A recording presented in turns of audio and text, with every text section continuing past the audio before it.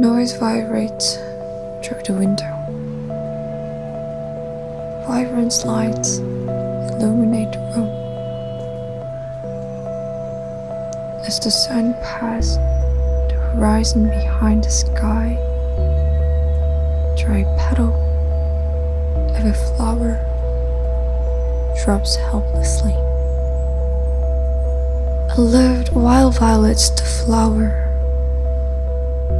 Loved the beauty of its solitude. The world only loves what is perceived and fails to believe what is not valued, neglecting the ripped, tried, and the fallen.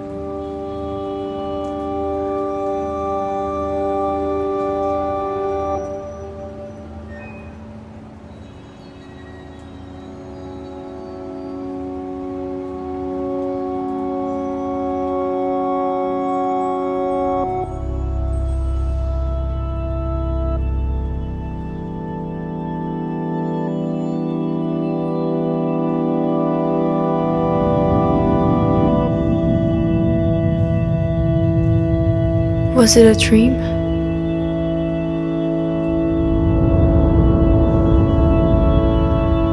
I reached out to the hole.